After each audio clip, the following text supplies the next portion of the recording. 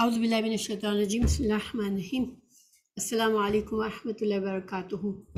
ہم صحیح بخاری پڑھ رہے ہیں اور ہم کتاب الایمان کی حدیث نمبر 11 پر ہیں۔ تو سبق شروع کرنے سے پہلے حدیث کو ہم تھوڑا سا پڑھ لیتے ہیں۔ آج ہم 2 حدیث پڑھیں گے، تو اس کو میں پڑھ کے اس کا صرف سمپل ترجمہ پہلے بتا دیتی ہوں، اور پھر انشاءاللہ اس کو زیادہ ہم سمجھنے کی کوشش کریں گے۔ تو آج کی حدیث نمبر 11 کا باب، جس باب کے اندر امام بخاری اس کو لائے ہیں، اس کا باب ہے باب ای الاسلام افضل۔ امام بخاری حدیث کے لیے اپنی کتاب میں ایک باب باندھتے ہیں، اور باب جو ہے وہ ہمیں اس حدیث کے مضامین کے بارے میں امام بخاری نے کیا سمجھا یا امام بخاری ہمیں کیا سکھانا چاہ رہے ہیں، تو وہ واضح کرتے ہیں یہ حدیث اس باب کے ذریعے۔ تو باب کا ترجمہ ہے باب اس بیان میں کہ کون سا اسلام افضل ہے۔ تو ہم حدیث کو پڑھتے ہیں۔ حدثنا سعید بن یحییٰ بن سعید الاموی القرشی قال حدثنا ابی قال حدثنا ابو بردہ ابن عبداللہ ابن ابی بردہ عن ابی بردہ عن ابی موسیٰ رضی اللہ عنہ قال قالوا یا رسول اللہ ای الاسلام افضل قال من سلم المسلمون من لسانہ و یدہ۔ حدیث کا ترجمہ ہے، ہم کو سعید بن یحییٰ بن سعید اموی قریشی نے یہ حدیث سنائی۔ انہوں نے اس حدیث کو اپنے والد سے نقل کیا۔ انہوں نے ابی بردہ بن عبداللہ بن ابی بردہ سے، ابی بردہ سے، یعنی کہ یہاں پر پوتے کی کنیت بھی ابی بردہ ہے اور دادا کی بھی ابی بردہ ہے، تو پوتا اپنے دادا سے اس حدیث کو بیان کر رہے ہیں۔ انہوں نے ابو موسیٰ رضی اللہ عنہ سے، وہ کہتے ہیں کہ لوگوں نے پوچھا یا رسول اللہ کون سا اسلام افضل ہے، تو نبی کریم صلی اللہ علیہ وسلم نے فرمایا وہ جس کے ماننے والے مسلمانوں کی زبان اور ہاتھ سے سارے مسلمان سلامتی میں رہے۔ تو یہ تو اس حدیث کا ترجمہ تھا۔ اب میں دوسری حدیث بھی ساتھ ہی پڑھ لیتی ہوں، اس کے بعد انشاءاللہ ہم ان 2 احادیث کے الفاظ کو سمجھیں گے اور ان کے مضمون کو سمجھیں گے، اور اس سے جو فائدے حاصل ہوں گے اس کو پڑھیں گے۔ تو دوسری حدیث کا باب ہے باب اطعام الطعام من الاسلام۔ باب اس بیان میں کہ بھوکے ناداروں کو کھانا کھلانا بھی اسلام میں داخل ہے۔ حدثنا عمر بن خالد قال حدثنا اللیث عن یزید عن ابی الخیر عن عبداللہ بن عمر رضی اللہ عنہما ان رجلا سأل النبی صلی اللہ علیہ وسلم ای الاسلام خیر قال تطعم الطعام وتقرأ السلام على من عرفت ومن لم تعرف۔ حدیث کا ترجمہ ہے، ہم سے حدیث بیان کی عمر بن خالد نے، ان کو لیث نے، وہ روایت کرتے ہیں کہ یزید سے، وہ ابو الخیر سے، وہ حضرت عبداللہ بن عمر بن عاص سے رضی اللہ عنہما سے روایت کرتے ہیں کہ ایک دن ایک آدمی نے حضرت صلی اللہ علیہ وسلم سے پوچھا کون سا اسلام بہتر ہے؟ فرمایا یہ کہ تم کھانا کھلاؤ اور جس کو پہچانو اس کو بھی، اور جس کو نہ پہچانو اس کو بھی، اگر سب کو سلام کرو۔ تو یہ 2 بہت اہم احادیث ہیں، چھوٹی چھوٹی احادیث ہیں، لیکن اس میں جو ہمیں جو بات عمل کی باتیں ہمیں پتہ چلتی ہے، وہ اسلام کو غلبہ اور فضیلت دینے والی چیزیں ہیں۔ تو انشاءاللہ ہم اس کے بارے میں تفصیل جانتے ہیں۔ باب ان کا میں نے آپ کو بتایا تھا کیا ہوتا ہے، کیونکہ عربی زبان میں صرف ایک لفظ جملہ نہیں بنتا۔ بابن ہادہ باب، امام بخاری باب جو ہے وہ ہیڈنگز باندھتے ہیں اپنے کسی بھی ٹاپک کو مین ٹاپک کو کتاب بناتے ہیں اور پھر اس کے اندر حدیثیں لاتے ہیں، اس سے اس باب سے اس کتاب سے ریلیٹڈ، اس مضمون سے ریلیٹڈ، اور پھر جو مختلف مسائل ثابت کرتے ہیں ان کی ہیڈنگ باندھتے ہیں۔ تو ھذا بابن، یہ باب ہے، اسلامی افضل، الاسلامی افضل، کون سا اسلام افضل ہے۔ یہ پیچھے حدیث میں بھی گزر چکا ہے، یہ والی حدیث کا ایک ٹکڑا پیچھے حدیث میں گزر چکا ہے۔ ابو موسیٰ اشعری رضی اللہ عنہ قالو، اب یہ بتا رہے ہیں حدیث کے صحابہ کرام نے کہا، ٹھیک ہے، صحابہ کرام نے سوال پوچھا، قالو یا رسول اللہ ای الاسلام افضل، کون سا اسلام افضل ہے؟ قال، رسول اللہ صلی اللہ علیہ وسلم نے فرمایا، من سلم المسلمون من لسانہ و یدہ، وہ اسلام افضل ہے جس میں ہر مسلمان کے زبان سے اور ہاتھ سے دوسرے مسلمان محفوظ ہوں۔ پیچھے اس ٹکڑے کا میننگ تو ہم نے اس کے بارے میں بات کی تھی کافی پیچھے حدیث میں، ٹھیک ہے، کہ کون سا مسلمان ہے جس سے، یعنی ہر مسلمان ایسا ہو جو اپنی زبان بھی سنبھالے اور اپنے ہاتھ بھی سنبھالے اور اس سے ان کے شر سے دوسروں کو بچائے۔ وعلیکم السلام ورحمۃ اللہ وبرکاتہ۔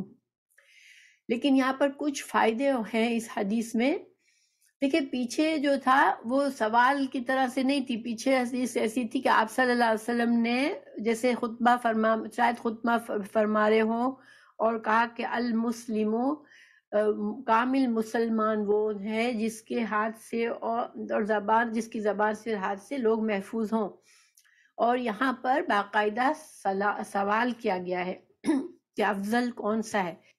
سوال کے جواب میں آپ صلی اللہ علیہ وسلم نے بتایا کہ، اور افضل کے لفظ افضل کے معنی اگر ہے نا تو اس میں دیکھیں کیا کیا چیزیں آتے ہیں۔ افضل باقی رہنے والی چیز، یعنی کہ بالکل یوز ہو کر ختم ہو جاتی ہے نا چیز، لیکن افضل وہ چیز ہوئی جو باقی رہ جاتی ہے، ٹھیک ہے۔ زائد ہونا، زائد یعنی ضرورت پوری ہو گئی اور چیز ابھی باقی ہے، ٹھیک ہے۔ فضیلت، فضیلت کہتے ہیں تو وہ کیا ہوتی ہے کہ جہاں پہنچ کر دوسرے انسانوں کی خوبیاں ختم ہو گئی مگر اس انسان کی خوبیاں بڑھتی چلی گئی، ٹھیک ہے۔ اس طرح اگر ہم دیکھیں تو اسلام میں فضیلت، افضل اسلام کون سا ہے کہ دیکھیں دنیا میں جو بھی ادیان ہیں، جو بھی طریقے لوگوں نے جاری کیے ہیں دنیا میں، تو ان سب سے افضل جو طریقہ زندگی جو لوگوں کے ہیں، وہ سب کے طریقے جیسے اپنے میکسیمم کو، ان کی خوبیاں اپنی میکسیمم کو پہنچ جاتی ہیں اگر، لیکن اسلام کی خوبیاں باقی رہنے والی ہیں، یعنی وہ چلتی چلی جاتی ہیں۔ اسلام غالب آنے والا دین ہے، اور یہ غالب آنے والے دین کی کیا خوبی ہے، کس وجہ سے وہ غالب آنے والا دین ہے؟ تو اب سب سے پوچھا گیا کہ کون سی چیز ہے جو اسلام کو غالب کرنے والی ہے، ٹھیک ہے، کیونکہ یہ ایک فیکٹ ہے، قرآن میں بھی کہہ دیا گیا کہ اللہ کا دین غالب آنے والا ہے۔ تو یہ کون سی چیز ہے اسلام میں جو کہ اسلام کو سب پر غالب کرنے والی ہے؟ اور انشاءاللہ ہمارا ایمان ہے کہ قیامت کے وقت، قریب قیامت سے پہلے، اللہ تعالیٰ اسلام کو ایک بار پھر سے غالب کرے گا۔ جب رسول اللہ صلی اللہ علیہ وسلم آئے اور اسلام پھیلا تو اسلام سپر پاور بن گیا تھا۔ حضرت عمر کی رضی اللہ عنہ کے دور میں اور دوسرے بعد میں بھی اسلام کی فضیلت بڑھتی گئی تھی۔ اسلام جو ہے وہ دنیا پر چھایا ہوا تھا، تو یورپ وغیرہ تو بہت پیچھے تھے اسلام سے۔ تو اسلام جو ہے وہ جیسے آج لوگ ویسٹرن کنٹریز کو دیکھتے ہیں نا کہ یہ ترقی یافتہ قومیں ہیں، یہ سب سے جیسے سپر پاور کہا جاتا ہے سب سے، تو اسلام جو ہے آپ صلی اللہ علیہ وسلم کے بعد غلبے پر آ گیا تھا اور ساری قوموں پر غلبہ تھا اسلام کا۔ اور پھر اسلام پیچھے ہٹتا گیا. تو کس چیز نے اسلام کو پیچھے کیا تھا؟ آپ لوگ سوچ سکتے ہیں کہ کس اللہ کا جو دین جو غالب آنے کے لیے آیا وہ کیوں نیچے چلا گیا اور دوسرے ادیان جو تھے وہ اوپر چلے گئے، وہ سپر پاور بن گئے؟ ایسا کیوں ہوا؟ اسلام مغلوب، مسلمان بہت سی جگہوں پر مغلوب ہے آج. تو کیوں کیا ہو گیا کہ اسلام کے ساتھ جو جیسے ایمان انسان دیکھیں، اسلام امام بخاری پوری کتاب میں کتاب الایمان میں یہ کوشش جاری رکھیں گے کہ وہ بتائیں کہ اسلام جو ہے، ایمان جو ہے، وہ ایک جامد چیز نہیں ہے کہ تم نے کلمہ پڑھ لیا، تم نے دل سے کہا کہ میں اللہ کو مانتا ہوں، دل میں سوچا اور پھر کلمہ پڑھ لیا تو بس اب تم مسلمان ہو گئے اور تم اب غالب بن گئے، ٹھیک ہے، اب تم سب سے بہتر بن گئے. نہیں، یہ تو اسٹارٹنگ پوائنٹ ہے. پھر تم کو کچھ خصوصیات ہیں، جو اخلاق ہیں، کچھ عادتیں ہیں، کچھ کرنے والے کام ہیں، کچھ اصول ہیں، تم کو یہ سب اسلام نے بتائے ہیں. تم کو ان چیزوں میں آگے بڑھنا ہے آہستہ آہستہ. یعنی دل میں ایمان کا آنا ضروری ہے. دیکھیں، کام ہمارے جتنے اچھے اخلاق ہیں، اچھے کام ہیں، اچھی یعنی جتنی بھی اچھی خوبیاں ہیں، وہ اللہ کے نزدیک قبول ہونے کے لیے پہلی شرط کیا ہے؟ کہ آخرت کے اجر کے لیے پہلی شرط کیا ہے؟ کہ دل میں ایمان ہو، زبان سے شہادت کلمہ ہو. ٹھیک ہے، یہ تو لازم ہے. لیکن اس کے بعد پھر اسلام کو کون سی چیز ہے جو اونچا کرتی ہے؟ کون سی چیز ہے جو اسلام کی خوبی کہاں ہے؟ صرف دل میں ہر مسلمان صرف کلمہ پڑھ کے بیٹھ جائے گا اور پھر وہ اپنے اس کی زندگی پر کوئی اثر نہیں آئے گا، تو پھر اسلام کی خوبی تو کہیں بھی نظر نہیں آئے گی نا، وہ تو اس کے دل میں ہوگی. تو اسلام کی خوبی کن چیزوں میں ہے کہ انسان جو اب مسلمان بنے وہ اپنے اخلاق کو بھی بہترین کرے، انسان اپنے معاملات کو بھی بہترین کرے، انسان اپنے تعلقات کو بہترین کرے بندوں کے ساتھ، انسان اللہ کے تعلق کو بہترین کرے، انسان اپنے اعمال میں حق اور باطل کو خیال رکھے. حق کیا ہے، باطل کیا ہے، جائز کیا ہے، ناجائز کیا ہے، حلال کیا ہے، حرام کیا ہے. یہ ساری چیزوں کو جب انسان، ہر چیز افیکٹ کرتی ہے، صرف کلمہ کہہ دینا نہیں ہے کافی.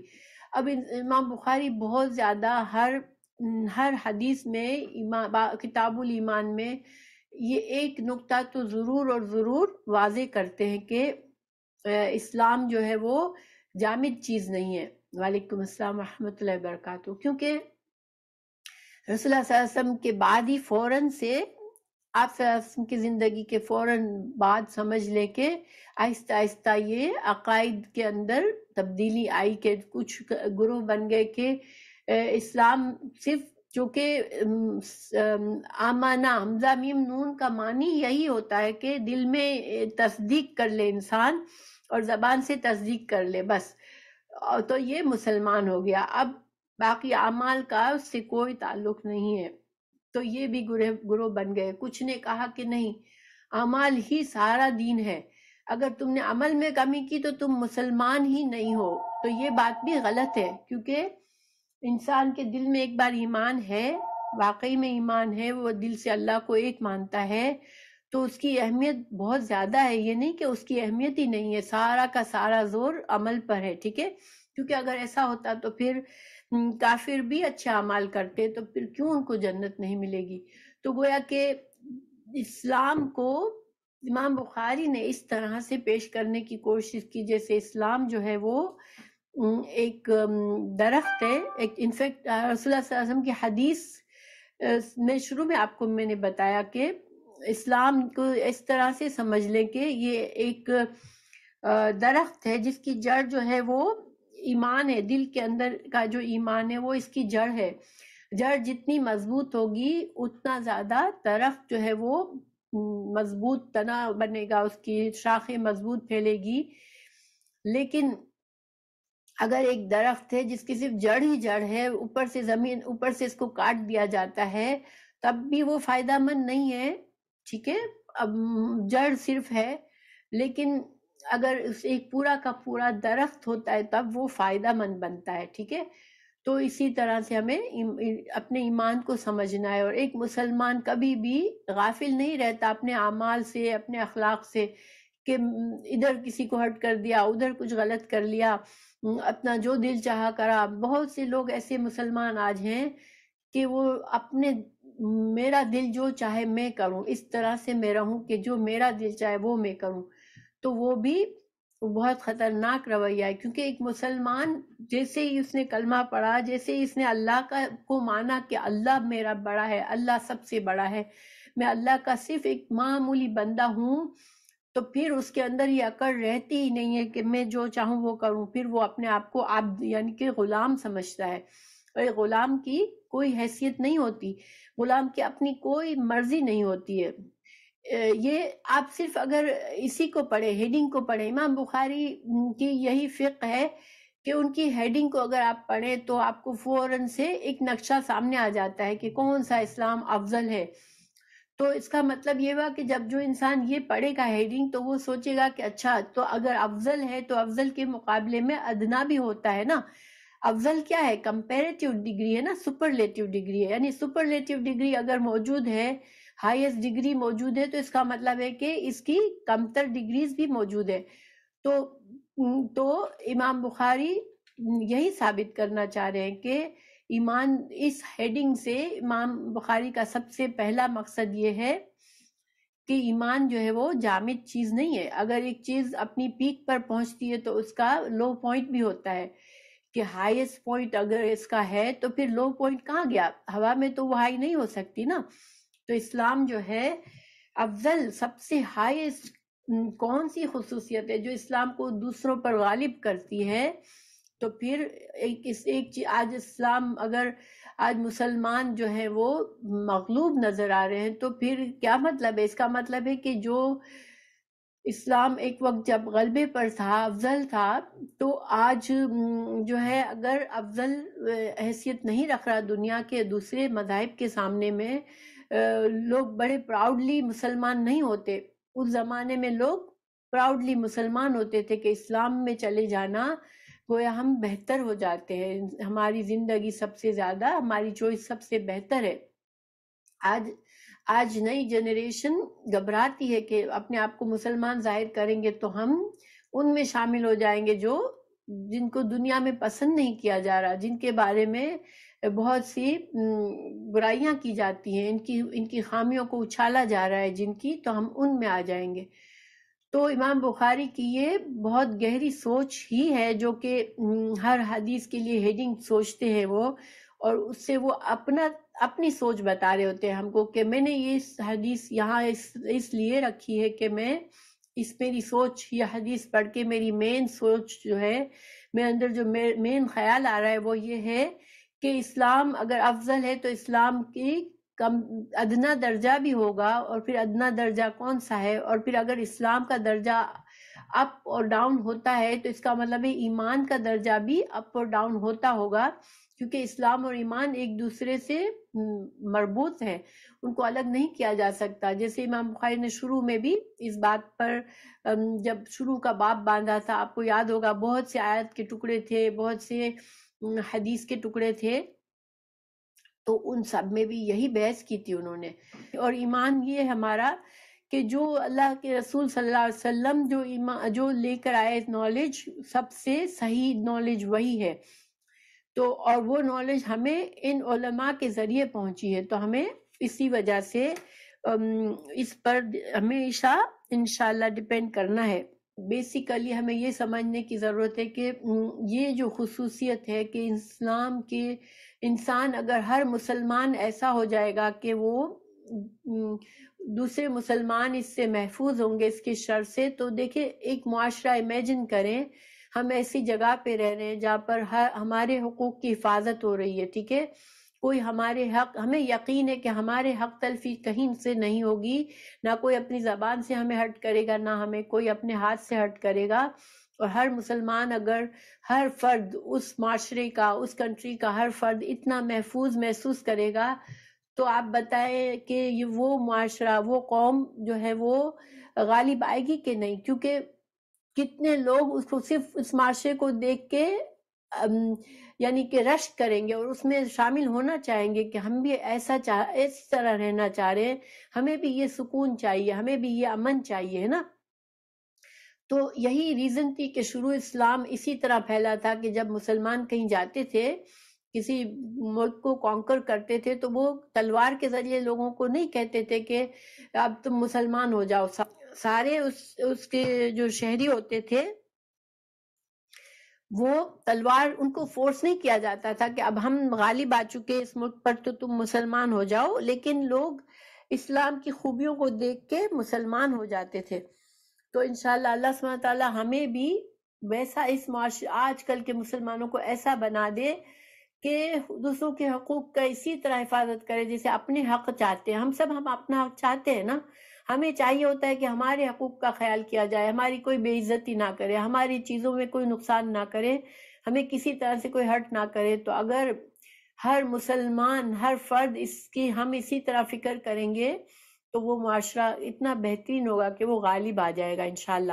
خلاصے کے طور پر ہم یہ کہہ سکتے ہیں کہ ایک مسلمان وہ ہوتا ہے جو بندوں کے حقوق کو سمجھتا ہے اور اس کی عزت کرتا ہے اور ان کے حقوق کا پاس کرتا ہے، ان کی حق تلفی نہیں کرتا۔ اور ظاہری بات ہے جب بندوں کے ساتھ تو پھر اللہ کے بھی حقوق ہے، اللہ کے حقوق کا بھی خیال رکھتا ہے۔ تو یہ ہمیں اسلام سکھاتا ہے۔ زبان سے انسان کیسے اظہار ثانی کر سکتا ہے لوگوں کو؟ کئی طریقے ہیں۔ انسان غیبت کرتا ہے، گالی گلوچ کرتا ہے، چغلی کرتا ہے، بدگوئی کرتا ہے، طعنہ زنی کرتا ہے، کسی کا مذاق اڑاتا ہے۔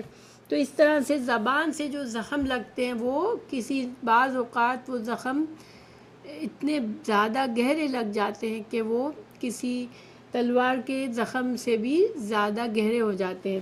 اسی طرح ہاتھ کی اظہار رسانی میں چوری، ڈاکہ، مار پیٹ، قتل و غارت، کسی کے مال کو ہتھیا لینا، کسی کو مالی جانی نقصان دینا، یہ سارے جو ہے ایک مسلمان کے شعار نہیں ہے۔ ایک مسلمان جو ہے وہ جس طرح اپنے حقوق چاہتا ہے اسی طرح وہ دوسرے کے حقوق کی ادائیگی کرتا ہے۔ ایک حدیث ہے رسول اللہ صلی اللہ علیہ وسلم کی کہ تم میں سے کسی کا ایمان کامل نہیں جب تک تم اپنے مسلمان بھائی کے لیے وہ ناپسند کرو جو تم اپنے لیے پسند کرتے ہو۔ گویا کہ ایک مسلمان، ظاہر انسان اپنے لیے عزت بھی چاہتا ہے، اپنی جان اور مال، اپنے ہر چیز کا پروٹیکشن بھی چاہتا ہے کہ میں امن میں رہوں، سکون میں رہوں، اور اپنی آزادی چاہتا ہے کہ کوئی اس سے حقوق چھین کر اسے مظلوم اور مغلوب نہ بنا دے۔ تو یہ ساری چیزیں اس میں آ جاتی ہے انسان۔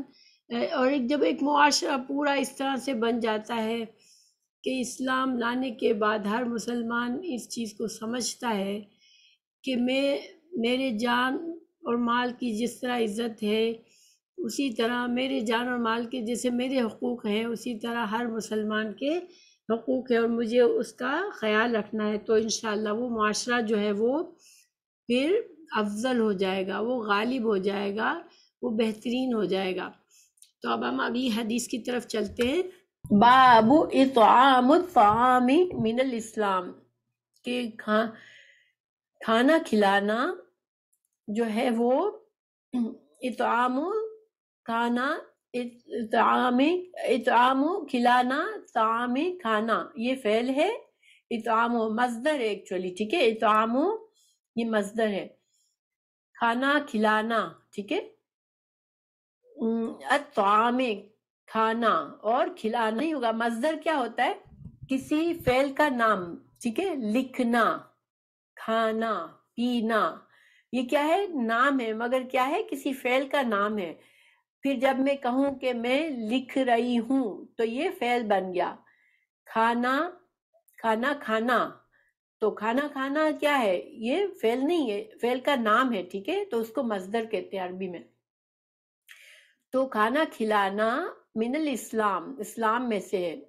تو عین میم طعام آیا ہے، ٹھیک ہے، حمزہ کاف لا، اکلا سے بھی، اکلا کا اصل معنی ہوتا ہے کھانا کھانا، ٹھیک ہے، اکلا حمزہ کاف لام عین حمزہ کاف لام، تو یہ جو ہوتا ہے وہ کھانا ہوتا ہے. لیکن جب کوئی کہے طعام، تو عین میم، تو طعام میں بہت زیادہ چیزیں آ جاتی ہیں. طعام میں انسان کو کھانا کھلانا، پانی پلانا، کسی چیز کا چکھانا، کسی کی ضیافت کرنا، اور کسی کو کوئی چیز دینا، عطا کر دینا کسی کو، کسی کی ضرورت کا خیال رکھنا، یہ ساری چیزیں یعنی کہ کھانے پینے سے ریلیٹڈ ہر طرح سے کسی کے ساتھ بہتری کرنا یہ طعام میں آ جاتا ہے. تو طعام کا معنی زیادہ وسعت رکھتا ہے کھانے سے. تو یہاں پر صرف کھانا کھلانا نہیں ہے مقصد، یہاں پر یہ ہے کہ کسی کی ضرورتوں کا خیال رکھنا، کسی کو ضرورت مند کو کھانا بھی کھلانا، پانی بھی پلانا، اس کو جس چیز کی ضرورت ہے وہ عطا کرنا، یہ سب کا سب طعام آیا ہے. اور آپ صلی اللہ علیہ وسلم کی احادیث جو ہوتی ہیں وہ بہت جامع ہوتی ہے. یہ میں نے پہلے کہا تھا، آپ صلی اللہ علیہ وسلم جامع کلام تھے. تو جب آپ ایک لفظ استعمال کرتے تھے تو آپ وہ لفظ استعمال کرتے تھے جس میں زیادہ سے زیادہ معنی ہے. تو اکلا کے بجائے طعامہ استعمال کیا کہ کھانا کھلانا اسلام میں سے ہے. یعنی بات کا کیا مطلب ہوا کہ اگر ایک انسان مومن ہے، ایمان ہے اس کے دل میں، تو وہ دوسروں کو کھانا کھلانے کی خصوصیات اپنے اندر اپناتا ہے. وہ صرف اپنی حد تک نظر نہیں رکھتا بلکہ اپنے معاشرے میں دیکھتا ہے کہاں ضرورت مند لوگ ہیں. کوئی بھوکا نہیں رہنا چاہیے. اسلامی معاشرے میں جہاں مسلمان رہتے ہیں اگر کوئی بھوک سے مر جاتا ہے تو وہ معاشرہ، پھر اس کا مطلب ہے وہاں کے مسلمان جو ہیں وہ ان کا ایمان وہ نہیں ہے جو ہونا چاہیے. اسلامی معاشرے میں ہر انسان کی ضرورت کا خیال رکھنا دوسرے مسلمان پر فرض ہے، کیونکہ مسلمان سارے بھائی بھائی ہیں. تو ایک بھائی اگر بھوک سے مر رہا ہے، دوسرا بھائی جو ہے وہ عیش و عیاشی میں بزی ہے، تو یہ اسلامی معاشرے کے شعار میں سے نہیں ہے. ان رجلن کہ ایک شخص نے سوال کیا نبی صلی اللہ علیہ وسلم سے، ای الاسلام خیر، کون سا اسلام بہترین ہے؟ مسلمانوں میں کون سی چیز ہونی ایسی چاہیے جو کہ اس کے ایمان کو بہترین بناتی ہے؟ آپ صلی اللہ علیہ وسلم نے فرمایا تطعم الطعام، کہ تم کھانا کھلاؤ، وتقرأ السلام، اور تم سلام کرو، اعلیٰ اس پر، من عرفتہ جس کو تم جانتے ہو، یعنی تعارف سے، جس کو تم جانتے ہو، ومن لم، اور جس کو تم نہیں تعارف، جس کو نہیں جانتے ہو. یعنی کہ ہم لوگ کیا کرتے ہیں، کہیں محفل میں جاتے ہیں تو ہم عام ہر کسی کو سلام نہیں کرتے، ہم ان کو سلام کرتے ہیں جن کو ہم جان پہچان ہماری ہوتی ہے. لیکن یہ اسلام کا طریقہ نہیں ہے. اسلام میں انسان ہر مسلمان کو سلام کرتا ہے. اور چونکہ آج کل ہر مسلمان اپنے حلیے سے پہچانا بھی نہیں جاتا کہ وہ مسلمان ہے یا نہیں ہے، لیکن اگر ہمیں پہچان ہو جاتی ہے تو ہمیں سلام کر لینا چاہیے. ویسے تو دیکھیں پہچان ہونی چاہیے مسلمان کے. ایک مسلمان اگر اپنی حال حلیے سے پہچانا نہیں جاتا تو پھر وہ تھوڑا سا سوچنے والی بات ہے. ہاں انشاءاللہ میں اس پر بات کروں گی، افضل اور خیر کا فرق بتاؤں گی میں انشاءاللہ. ویسے افضل کا میں نے آپ کو بتایا تھا کہ غالب آ جانا، باقی رہنا. تو دیکھیں وہاں پر یہ مقصد تھا کہ اسلام، ہم اس طرح سمجھ سکتے کہ اسلام کب غالب آ سکتا ہے، کب دوسرے اسلام کے اندر بھلائی اور بہتری ہے، لیکن کون سی چیز ہے جو اسلام کو ٹاپ پر لے جائے گی، ٹھیک ہے. اور وہ امان، جس معاشرے میں امن ہوگا، اسلام امن کا دین ہے، تو اگر اس امن کی خصوصیت کو تم پالش کرو گے، بڑھاؤ گے، تو وہ غالب آ جائے گا، وہاں پر پھر اسلام غالب آ جائے گا. لوگ خود بھاگ کے اسلام میں داخل ہونے لگیں گے. اور یہاں پر خیر سے مطلب یہ خیر کا معنی ہوتا ہے شرف، بہتری، بزرگی، کرم. بہت ملتے جلتے دونوں سوالات ہیں، لیکن خیر کو ہم اس طرح سمجھ سکتے ہیں کہ ہم کو ہم کس طرح فائدہ مند بن سکتے ہیں، ٹھیک ہے، کس طرح ہمارے ہاں ہمارا ایک مسلمان کس طرح فائدہ مند ہو سکتا ہے کہ اس کی موجودگی دوسروں کے لیے خوشی کا باعث بنے، دوسروں کو فائدہ پہنچائے۔ اور وہ غالب کا مطلب یہ تھا کہ ایک چیز آپ دیکھتے ہیں کہ متاثر انسان، اسلام کس طرح سب سے زیادہ متاثر کرنے والا دین ہے، کس طرح غالب آنے والا دین ہے۔ اور یہاں پر خیر کیا مطلب ہے کہ کس طرح فائدہ پہنچا سکتے، ایک مسلمان کا بہترین فائدہ، یہ سمجھ میں آتا ہے کہ اسلام فائدہ پہنچانے والا دین ہے، لیکن بہترین فائدہ کس بات سے پہنچ سکتا ہے لوگوں کو، تو اس کا جواب ہے۔ ویسے آپ اس پر علماء نے بات کی ہے، افضل اور خیر پر بات کی ہے کہ بظاہر ایسا لگتا ہے کہ دونوں سملر کویسچن ہیں، لیکن علماء نے اس کے اوپر ڈسکشن کیے ہیں۔ میں آپ کو بتاتی ہوں کہ کسی نے یہ کہا کہ افضل جو ہے وہ اس لحاظ سے افضل کے اجر و ثواب میں افضل، کہ کچھ کمانے کے لحاظ سے افضل، اور خیر جو ہے وہ صفت کے لحاظ سے کہ اچھی صفت کون سی ہے۔ تو مجھے جو فرق لگا وہ یہ تھا، دیکھیں میں بتاتی ہوں کہ افضل کے معنی میں تھا باقی رہنا، زائد ہونا، بڑھ جانا، غالب آنا، اور بہتر خیر کے معنی میں تھا کسی کو زیادہ شرف ہونا، یعنی عزت کے لحاظ سے، بزرگی کے لحاظ سے، کرم کے لحاظ سے۔ تو یہ اب دیکھیں کہ کوئی انسان شرف اور عزت اور بزرگی انسان کو کب حاصل ہوتی ہے؟ جب وہ دوسروں کو فائدہ پہنچاتا ہے، اور غلبہ کب حاصل ہوتا ہے؟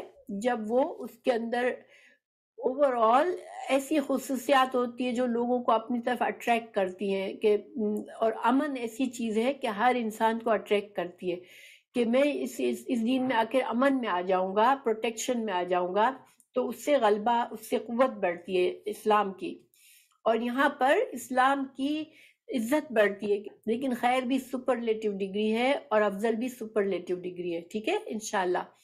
یہ بات آپ لوگ اس کو ضرور سمجھیں کہ دونوں سپرلیٹو ڈگریز ہیں، ہائیسٹ کا میننگ میں ہے، لیکن خیر اس معنی میں ہائیسٹ ہے کہ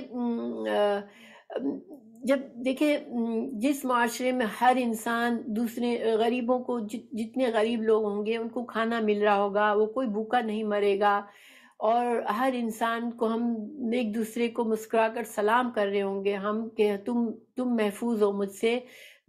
سلام کیا ہے؟ دعا ہے نا، دعائے رحمت ہے کہ تم پر سلامتی ہو، یعنی کہ مجھ سے، میرے ذریعے تم کو کوئی نقصان نہیں پہنچے گا۔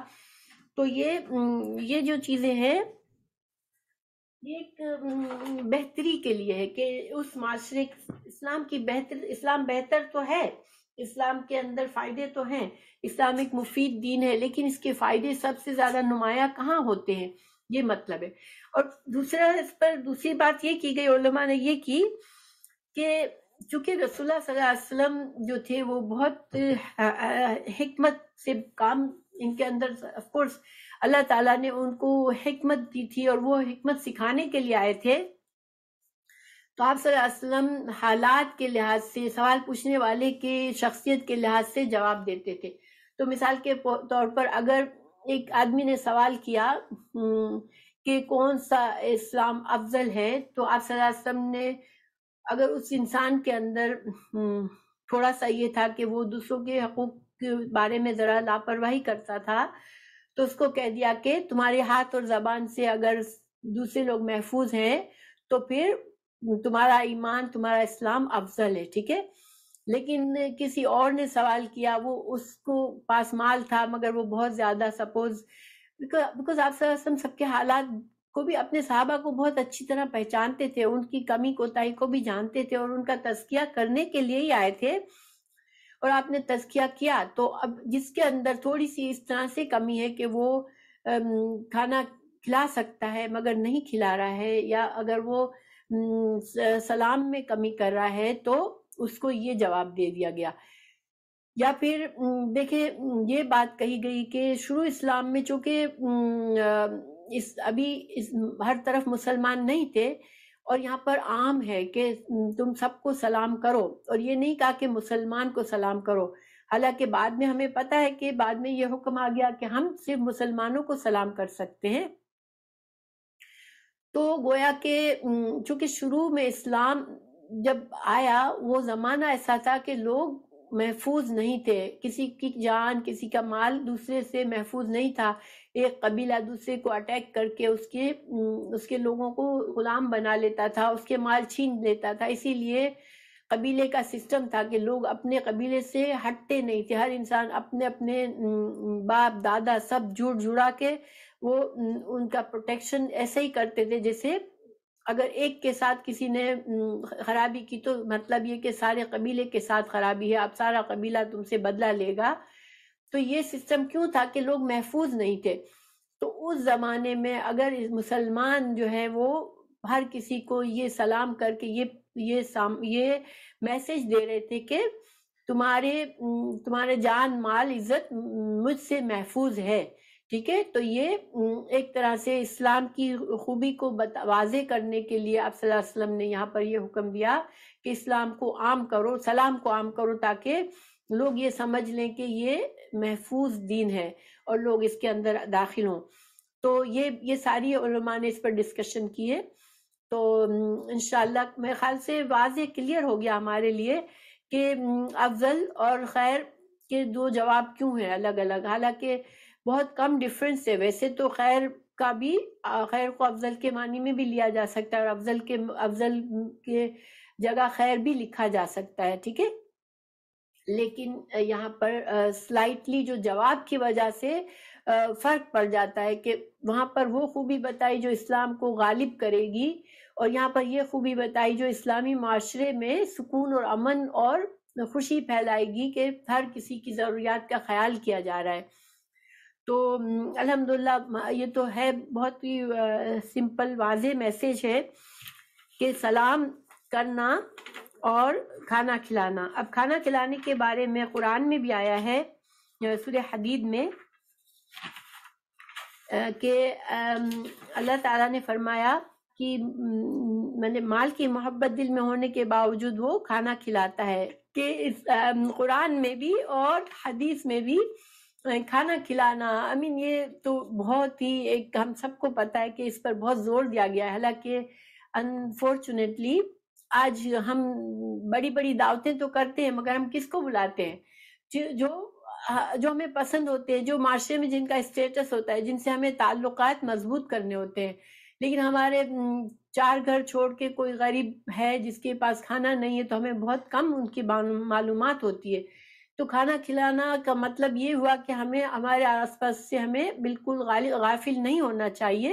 وَيُطْعِمُونَ الطَّعَامَ عَلَى حُبِّهِ مِسْكِينًا وَيَتِيمًا وَأَسِيرًا، نیک بندے وہ ہیں جو اللہ کی محبت کے لیے مسکینوں، یتیموں اور قیدیوں کو کھانا کھلاتے ہیں۔ دیکھیں یہ سب چیزیں آج اسلام کے شعار سے ہم بہت غافل ہیں۔ ہم اب دیکھیں کہ کوئی شادی میں اتنا خرچ ہو رہا ہے اور 4 گھر چھوڑ کے لوگ بیچارے یعنی کہ بھوکے ہیں، ان کے پاس جابز نہیں ہیں، ان کے پاس روزی کا ذریعہ نہیں ہے، اور اگر دلہن کے لیے 2 لاکھ کا جوڑا بنانے کے بجائے وہ 2 لاکھ اگر غریبوں میں بانٹ دے اور دلہن کوئی تھوڑا کمتر پہن لے تو کیا ہوگا لیکن آج مسلمان اس طرح نہیں سوچتے ہیں، اور دعوتیں بھی کرتے ہیں تو اپنا اسٹیٹس بڑھانے کے لیے ان کو بلاتے ہیں جن کو دعوت کی پرواہ بھی نہیں ہوتی، کیونکہ اللہ نے ان کو اتنا ہی دیا ہوا ہوتا ہے۔ تو بہرحال کھانا کھلانا جو ہے وہ اس کے بارے میں تو ہم بہت ہی یعنی دیکھا جائے تو ہمیں پتہ ہے کہ یہ ایک چیز ہونی چاہیے ہمارے اندر، اللہ تعالیٰ ہماری اصلاح بھی کرے کہ ہم کانشیسلی لوگوں کی ضرورتوں کا خیال رکھنے والے بن جائیں انشاءاللہ۔ اور سلام کی خوبی جو ہے، دیکھیے سلام کو بھی ہم اتنی اہمیت نہیں دیتے، سلام ایک بہت ہی خوبصورت دعا ہے اور یہ اسلام کے شعار میں سے ہے، اور یقین کریں کہ سلام کرنے سے یہ عادت اپنانے سے اتنی ہمارے اندر اچھائی آتی ہے کہ بہت خوبی ہے ٹھیک ہے، سلام کی بہت زیادہ فائدے ہیں، مگر ہمیں نہیں پتہ، ہم نہیں سمجھتے کہ اپنے گھر والوں کو ہم کو سلام کرنا ہے. لیکن الحمدللہ ہمارے بچے آئے تو ان کو سلام کریں، بچوں کو سکھاتے ہیں ہم کہ سلام کریں، اور اپنے شوہر اور بیوی بھی اور اپنے والدین کے ساتھ ہم یہ کریں گے انشاءاللہ. اور ہم ہر مسلمان کے ساتھ ہم کوشش کریں کہ ہم سلام کریں، تو انشاءاللہ سلامتی پھیلتی ہے. یہ ساری احادیث سلام کے فائدے کی ہیں. اللہ تعالیٰ نے فرمایا جب کوئی احترام کے ساتھ تمہیں سلام کرے تو تم اس کو اس سے بہتر طریقے سے جواب دو. تو یعنی کہ کوئی کہے السلام علیکم تو تم کیا کہو؟ السلام علیکم ورحمۃ اللہ. اور پھر کوئی تم سے کہے السلام علیکم ورحمۃ اللہ تو تم کہو السلام علیکم ورحمۃ اللہ وبرکاتہ. لیکن بس اتنا ہی ہے، سنت سے اتنا ہی سلام ثابت ہے. تو کوئی پورا سلام کرے آپ کو السلام علیکم ورحمۃ اللہ وبرکاتہ تو ہم بھی پورا جواب دیں انشاءاللہ. پھر یہ ہے کہ نبی یہی حدیث ہے جو ہم نے ابھی پڑھی، تو اس کو میں چھوڑ دیتی ہوں. سلام کرے میں پہل جو ہے بالکل دیکھیں، جب خاص طور سے جب ہم تھوڑا سا ٹینشن کسی کے ساتھ ہوتا ہے اور ہم اس کو پہلے سلام کر دیتے ہیں تو گویا ہم نے اپنی انا کو چھوڑ دیا. ٹھیک ہے، ہاں بالکل بالکل. شروع میں عادت نہیں ہوتی نا تو بڑا ذرا سا عجیب بھی لگتا ہے نئی عادت ڈالنے میں، لیکن اچھی عادت ہے تو سبحان اللہ انسان کو کوشش کر کے ڈال دینی چاہیے، اپنے اندر کوشش کرنی چاہیے. اور آئی ہوپ کہ آپ سب لوگ اگر ایسا نہیں کرتے تو پھر کرنے لگیں گے انشاءاللہ. تو ایک آدمی نے نبی کریم سے سوال کیا کہ اسلام کی کون سی بات زیادہ بہتر ہے؟ آپ نے فرمایا تم دوسروں کو کھانا کھلاؤ، ہر شخص کو سلام کرو. یہ تو یہی ہے جو ہم نے پڑھی تھی. پھر ہے کہ سیدنا ابو ہریرہ رضی اللہ عنہ سے روایت ہے کہ رسول اللہ صلی اللہ علیہ وسلم نے فرمایا تم جنت میں داخل نہیں ہو سکو گے جب تک کہ ایمان نہ لاؤ، اور تم ایمان نہیں لا سکتے جب تک کہ آپس میں محبت نہ کرو. کیا میں تم کو ایسی بات نہ بتا دوں کہ جب تم اس پر عمل کرو تو تمہارے درمیان محبت پیدا ہو، اور آپس میں سلام کو عام کرو.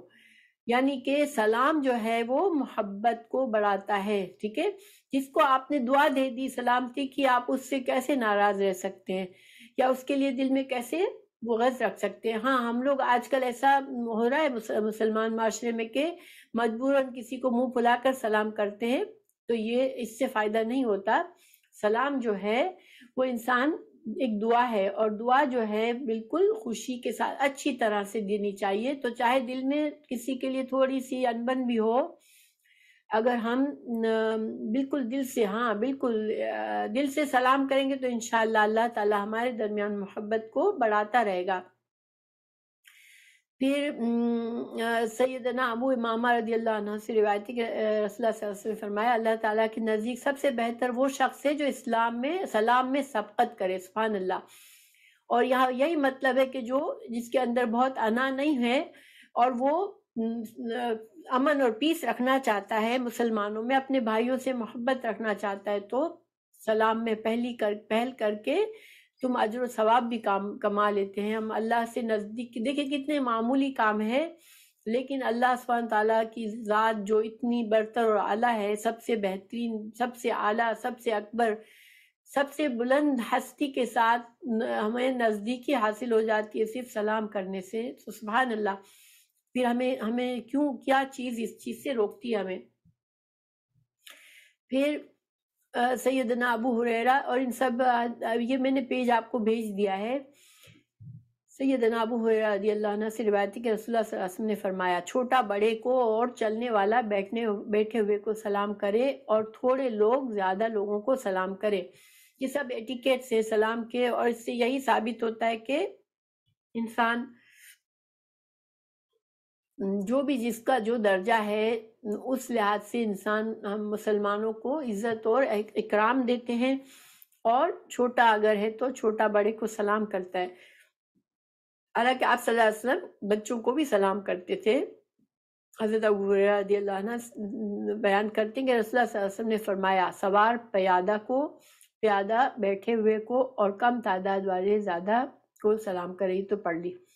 اچھا، حضرت انس رضی اللہ عنہ سے بیان کرتے ہیں کہ حضرت انس رضی اللہ عنہ بیان کرتے ہیں کہ آپ صلی اللہ علیہ وسلم چند لڑکوں کے قریب سے گزرے تو آپ صلی اللہ علیہ وسلم نے انہیں سلام کیا.